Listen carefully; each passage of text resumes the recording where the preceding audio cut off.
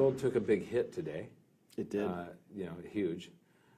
What do you think's going on there? You wrote an article about it this morning, I believe. I did, and I'm really taken by the idea that every accounting of gold that I've seen, so Eric Sprott did one recently, which was very nice work, and he added up, he combed through all of the export data that is actually put out by the Commerce Department, and went line by line and went back, I guess, 20 or 30 years. Can't quite remember exactly how long, and said, how much gold did the U.S. export? And came up with a number, and then asked the question, well, how much gold did the U.S. mine? So that was presumably in the borders, and we could export that or keep it.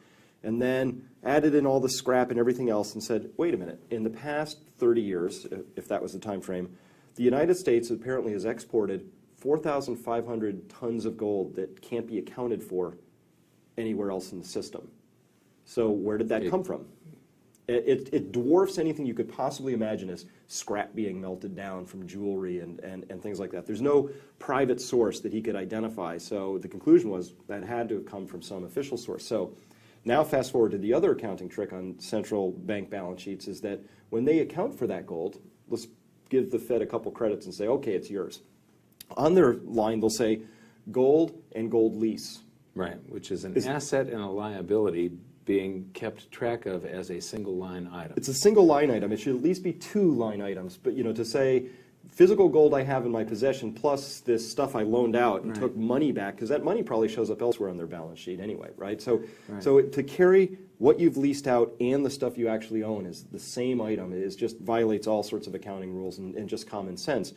And is completely illegal in the private sector and would get you fines or shut down or go to jail. Something like that, as well it should, because it's it's a material misstatement of your current condition financially. So it's a material financial misstatement. And all I know is that, you know, if you can believe the work Eric Sprott did, there's 4,500 tons missing. And there are not that many places that could come from. So I'm getting to why I think gold is slammed today. Really important things happened recently where we had Venezuela wanted their 99 tons back, and then all these other little countries said, hey, we want our gold back, or started making noises about it. But the big bombshell was Germany saying, we'd like 676 tons of our gold back, half of that coming from France, the other half, only 300 tons-ish, coming from the United States. And the answer was, that'll take 7 years for us to ship that to you. Yeah, I have said they should have asked me because I could ship it for them if the Federal Reserve has a problem. I'll make arrangements and we'll get it over there within the week. Within the week. So, it shouldn't be that hard. Right. And they make it sound like, oh, well, that's 7 years. So if you understand how gold leasing actually works, it's a really sweet game, right? It's a nice game. So a central bank says, well, I have all this gold, and officially they say, well, it's just sitting there collecting dust, barbarous relics. So they would like to get some income from it. So they will lease it to a bullion bank, who will typically get it at something around 1% for a whole year. So if a bullion bank took $1 billion of gold from the Federal Reserve, they only have to pay 1% on that. So then they'll take that, sell it into the market, take the proceeds, invest that in treasury bills. When treasuries paid 5%. Right, or even you can still get 3% on a 30-year, right? Yeah. And you flip it out at the end of the year. So now they're going to get a 2% spread for free. Right. And if they really wanted to get clever about it, they could take insurance out and do some offsetting futures that'll cost them about 1%. But still, they're going to get 1% risk-free. Well, if you're a bank that has an infinite lending ability and the Federal Reserve has all this gold, how much would you borrow? I'd be like, as much as you will lease me. Just give me as much as you can, because I'd rather have 1% on 10 billion than 1% on 1 billion. So this is the game, and they've taken all this gold and leased it out into the market, which obviously, when you're selling gold into the market like that in those quantities, that's price suppressive. There's a lot of supply in the market. And this all works great as long as there's no disruption in that system, because essentially what they're doing, that's fractional reserve gold lending. Because the Federal Reserve says, well, we have this gold. In fact, we're holding a lot of gold on reserve for other countries, like Germany. And they've leased a lot of gold out into the market. They say they've leased it. They won't tell us how much, but we think it must be around 4,500 tons based on this other work. So if there's 4,500 tons out in the market, that's probably 1.8 years of mine production worldwide, if you could even buy the whole world's mine production. China won't let you have theirs, but so there's all this gold out there, and once it gets leased out into the market, the bullion bank thinks, well, they've probably leased that themselves to this next party, who might have leased it to another party. In fact, that 4,500 tons might have 3, 5, 10, we don't know how many people who think that's mine. And so this all works great until you have the equivalent of a bank run, where somebody comes out and says, I'm going to withdraw all my money and I'm going to take it home. That's what I think Germany represents. Germany did. Yes, right. They say, hey, can we have that? And maybe the German 300 tons itself over 7 years wouldn't have bankrupted this, but they must have gotten nervous and said, well, if just 3 more countries do that, this thing just breaks. And so I think they got nervous.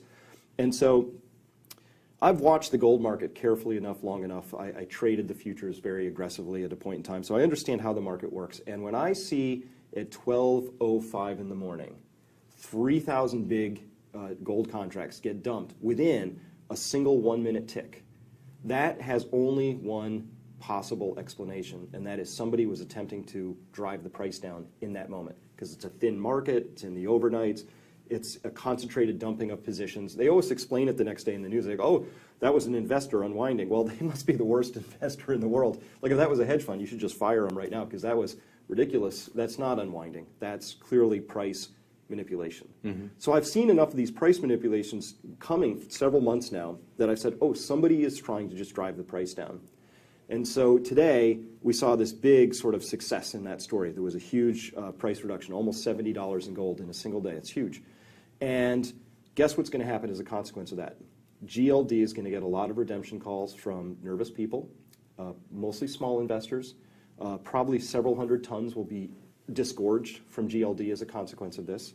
And I think a misconception people hold is to think, oh, all that gold just, it got sold. So it's just gold is just sort of floating around in the market like there's excess gold. But every single second, every ounce of gold is owned by somebody.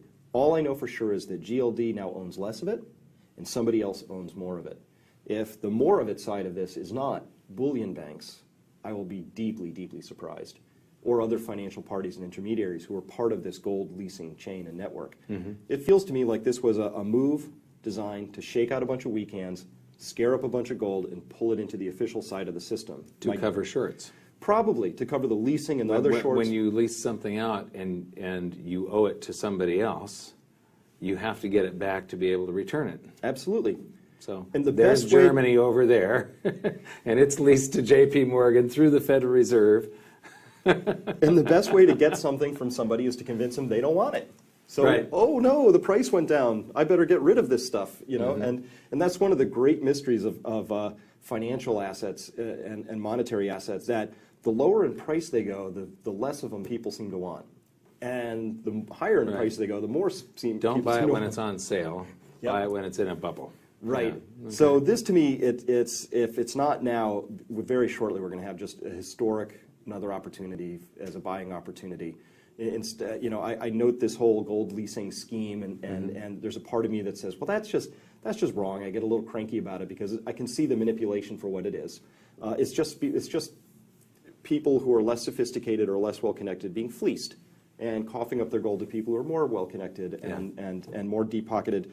So I get a little cranky at that. And on the other hand, I'm like, well, thank you for this opportunity to buy more very precious substance, get more money at a cheaper price.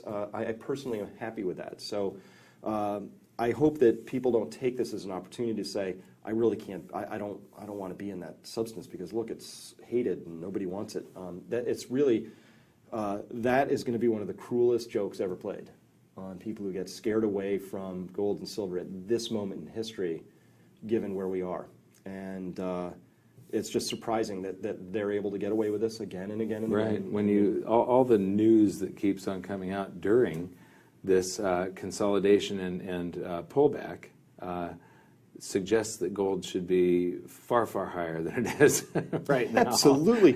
With what's going on in Cyprus and Japan, with North Korea threatening nuclear, I mean, this is a great moment of uncertainty in the world history. And gold is falling, right. And gold is falling, and right on cue, just exact moment that the orchestra hit that note, you get the New York Times coming out with an article about why gold has lost its luster, and it's reported with glee in the upper banner of the Wall Street Journal that gold's really taken this tumble, and there's just this whole machine that's just set up ready to support the idea that gold is a hated asset and you should get out of it. But that marketing is directed at the little people, and I'm one of the little people in this story, right? I feel like somebody is trying to convince me and doing a very, very expensive, detailed job to convince me that I should be out of the one thing that I am certain is the only thing that I know about that can protect me from everything that we've just talked about today. And my concern is that something like Bitcoin, once it gets to a certain level of visibility, will not be left to be free. One thing I'm very confident in is that central banks and treasury departments world over hate competition. I've been saying a drowning man is dangerous to swim near. Time frame.